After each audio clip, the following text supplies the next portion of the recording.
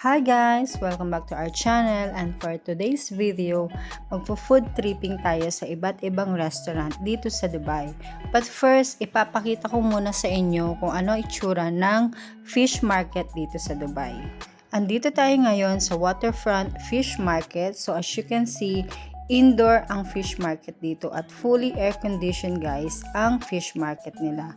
Marami kang mabibili ditong fresh na mga isda, mga shrimp, mga salmons at mga iba't ibang klase ng fish. Apart sa section nila ng mga fish, meron din sila ditong section ng mga gulay, vegetables, at meron din silang section ng mga fruits. Mura lang ang mga bilihin dito. Pwede kang makabili ng hipon sa halagang 10 to 15 dirham lang isang kilo.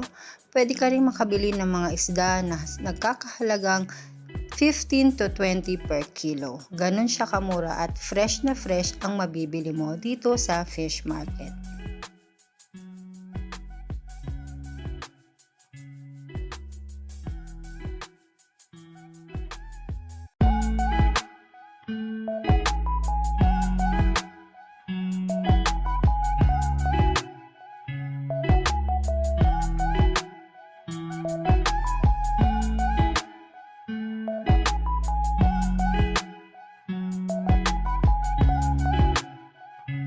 Kaya naman nag-decide kaming bumili ng 1 kilong shrimp, 1 kilong pusit at isang malaking fish para ipapaluto namin dito sa malapit na restaurant dito sa fish market.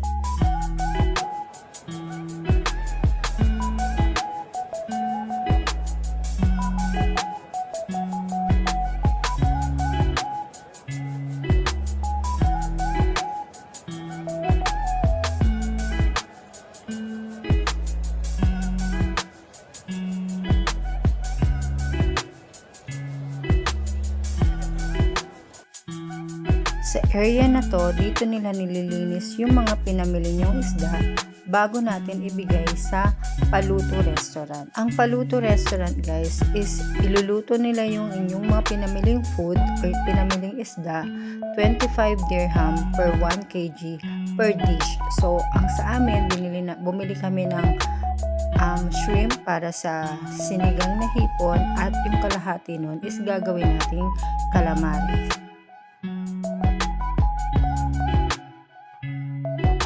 At nakakuha na nga tayo ng pwesto dito sa paluto at ito na po guys ang ating mga pinaluto. Ayan, meron tayong sinigang na shrimp, meron din tayong mix na calamari na shrimp at fish, at meron din tayong sweet and sour na sobrang laking isda.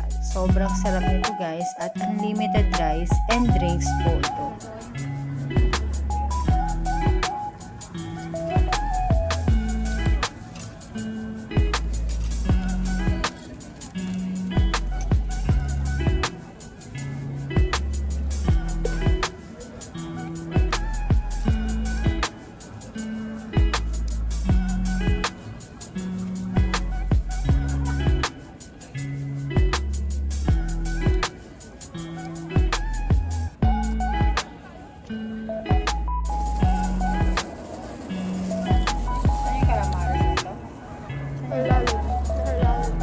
Asawa niya, di ba?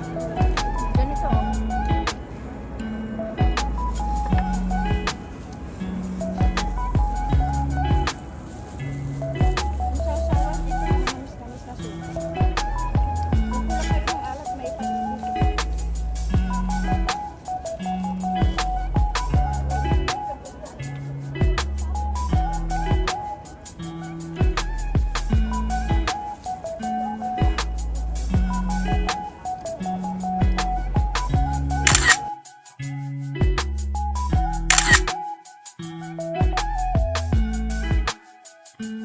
Next stop is andito naman tayo sa Le Méridien Dubai Village at kakain tayo sa Jules Bar and Restaurant.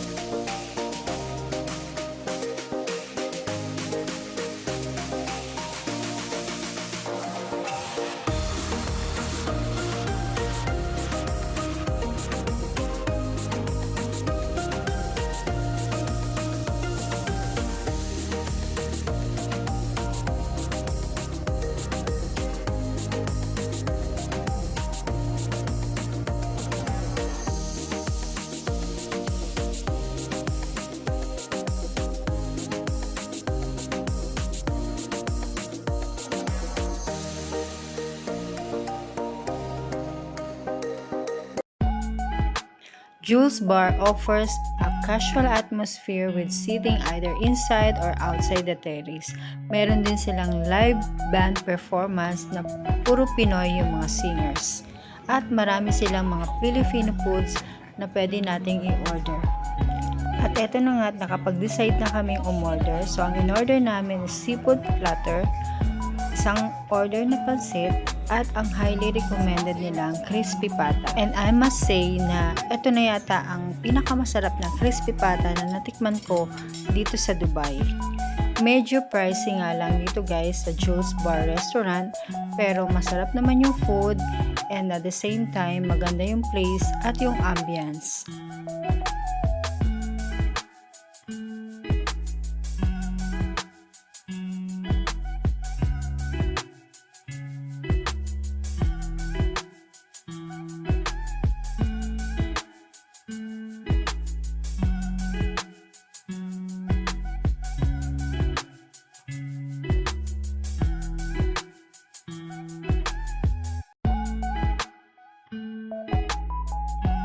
At dahil sa sobrang sarap ng mga food, ayan guys ang ebidensya. Naubos lahat. At syempre, we will end up this dinner with a big cheers.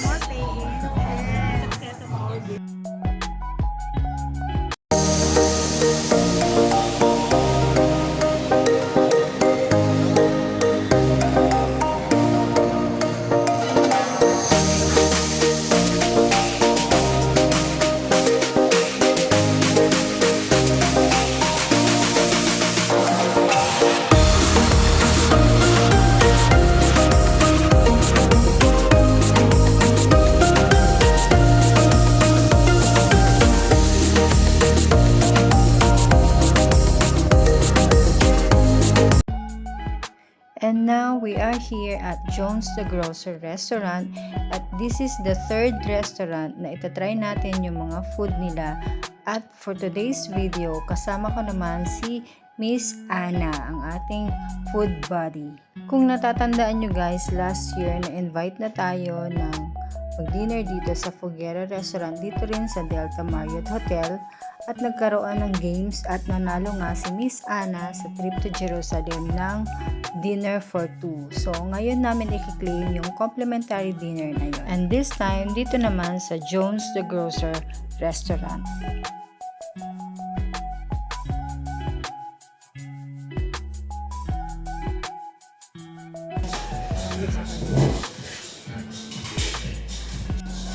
Hi guys! Andito na tayo sa Jones the Grocer Restaurant.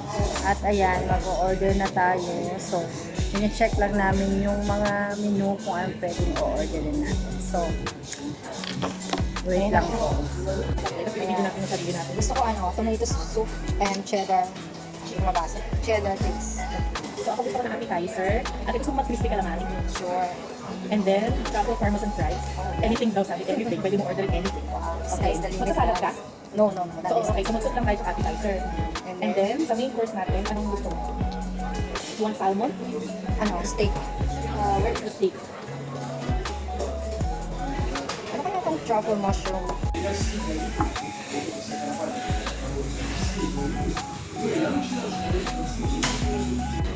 Ayan guys, dumating na yung ating appetizer. Ito yung ating coconut shrimp.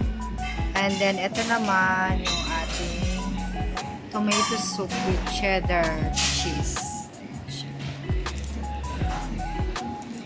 Let's eat guys! Here's my soup. And with the garlic bread. In fairness, masarap siya. Yung sabaw, medyo asim-asim na kasi na tomato. Alam mo yung soup natin na soup sa yung nagbayad tayo ng mahal. Transfer.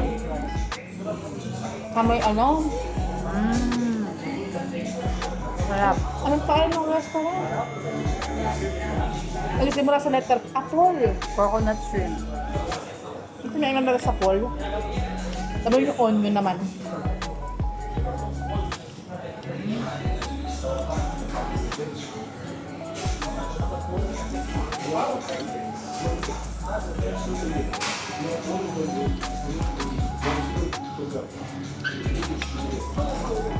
Panalo guys yung soup at coconut drink.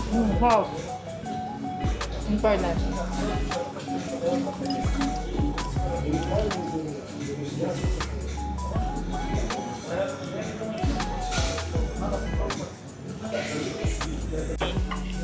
You need the side plates? Yes. Yes.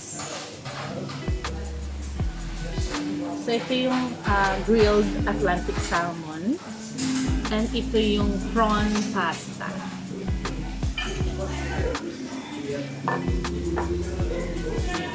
Thank you. Thank you so much.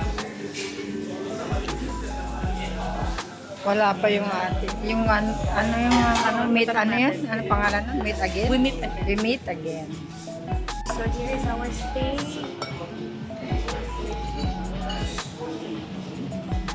Enjoy your food. Thank you. Guys. Thank you.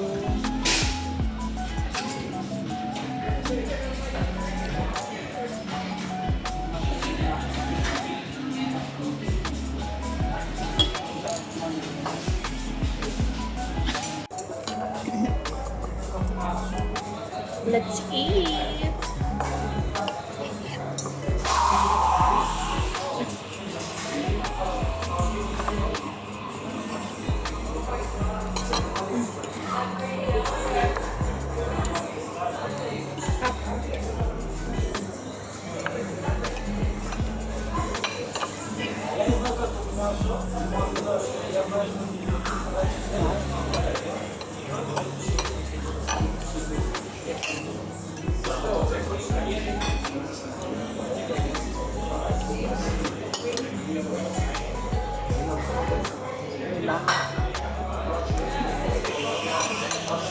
Diba?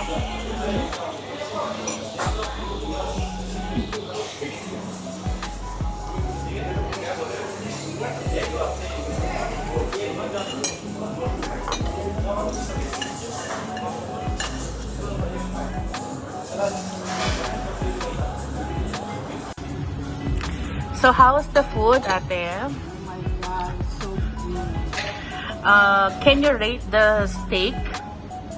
As you can see, It's done. It's finished. Okay. How about the salmon 10 over 10 is good. and the salmon? Is 9 over 10. Yeah, because you know the steak is very very tasty, juicy, at lambot niya, guys. Did you try the pasta? Not yet. Not yet. Okay, so let's check later once she tried the pasta. Talagang kailangan po pag nasa sosyaling restaurant, you need to speak in English. Yeah.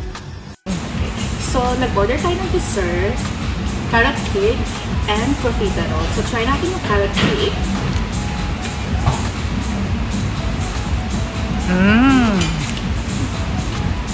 Masarap siya. And the profiterole, kasi nung gabanan ni ate. Puff of So, joy. meron siyang dalawang bread, may palaman na ice cream, tapos nag-drizzle ng chocolate syrup. Give it a try. Wow. Sarap ka. Sarap siya. So, rate this as 10 over 10. And for the carrot cake, it's the same 10 out of 10. Kasi pareho silang masarap. Wow.